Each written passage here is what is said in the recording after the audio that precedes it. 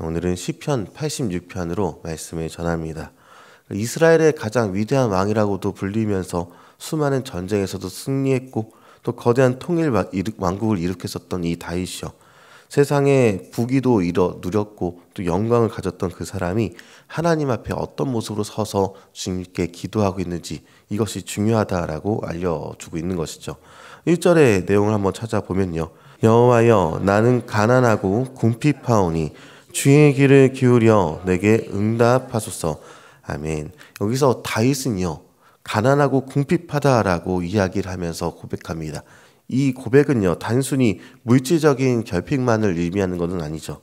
자신의 힘과 지혜, 권력으로는 해결할 수 없다라고 자신이 갖고 있는 절체절명의 위기 앞에서 자신의 존재가 얼마나 연약한지 그리고 얼마나 무기력한지 그렇게 처절하게 깨달은 영적인 파산 상태를 고백하고 있는 것이 바로 이 다윗의 모습입니다. 왕의 자리에서 내려오고 화려한 왕관을 잠깐 내려놓고 한 사람의 그 피조물로서 창조주 되신 하나님 앞에 그렇게 엎드려서 주님 앞에 나아가고 있는 그런 모습이 되는 것입니다. 이 다윗의 기도라는 표제는요 우리에게 중요한 기도의 자세를 알려주게 되는데, 우리가 갖고 있는 어떤 사회적인 지도나 그 지위나 또 혹은 지식이나 어떤 것이든 상관없이 하나님 앞에서 모든 것을 다 내려놓고 가난하고 궁핍한 자의 심정으로 주님 앞에 나아가야 한다, 이것을 알려주고 있다라는 것입니다.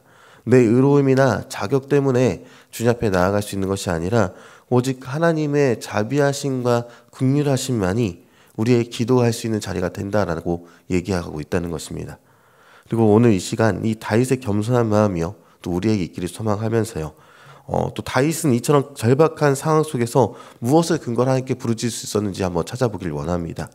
다윗의 기도는요 처음부터 끝까지 자신의 어떠함, 의로움이나 자신이 갖고 있었던 어떠함이 아니라 하나님의 어떠하심, 그러니까 하나님의 성품에 기대어 기도하고 있다는 것입니다.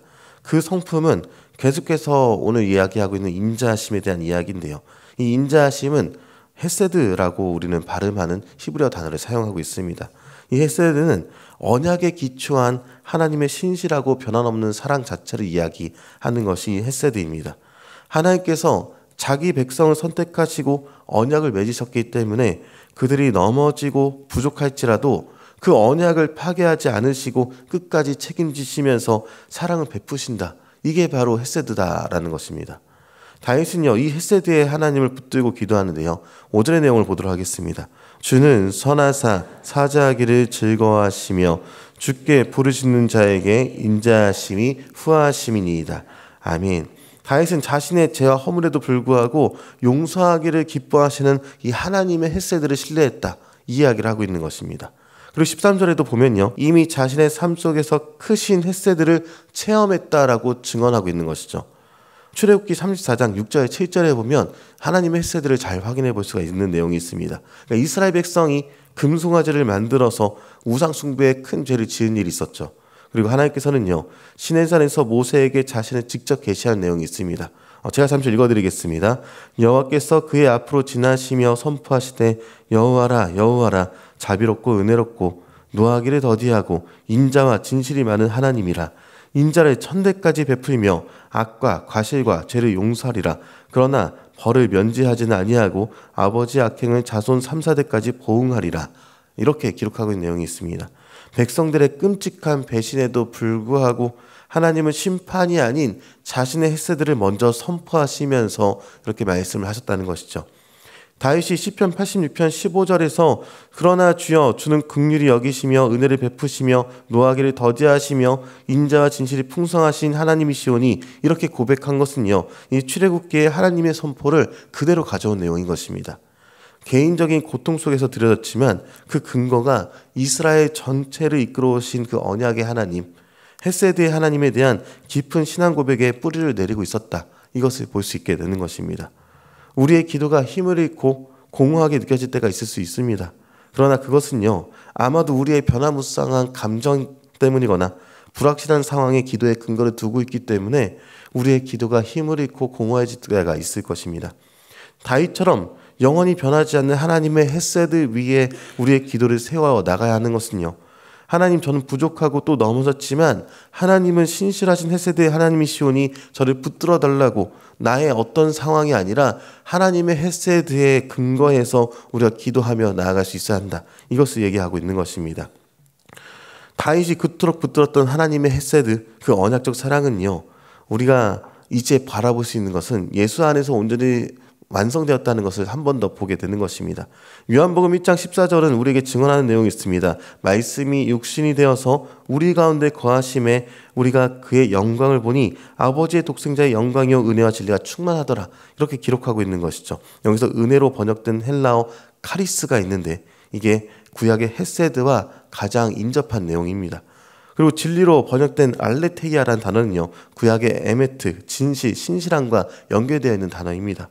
그러니까 시편 86편 15절에 인자와 진실이 풍성하신 하나님의 모습이요, 이 땅에 오신 예수 그리스도 안에서 은혜와, 그러니까 카리스와 진리, 알레테이아가 충만한 모습으로 완벽하게 구현된 모습이다. 이렇게 볼 수 있는 것이죠.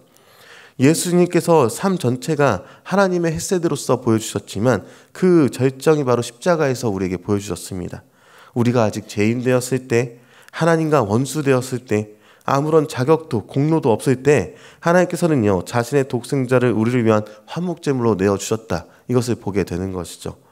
언약을 배신한 백성을 향한 하나님의 일방적이고 무조건적이고 끝까지 포기하지 않으시는 그 사랑이요, 그 헤세드가 십자가 위에서 붉은 피로써 확증되기까지 했습니다.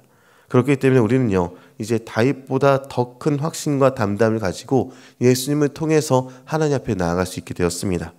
예수님의 그 십자가의 공로를 의지해서 은혜의 보좌 앞에 나아가게 될 때 우린 더 이상 가난하고 궁핍한 죄인으로서가 아니라 하나님의 자녀된 권세로서 기도하며 나아갈 수 있게 되었습니다.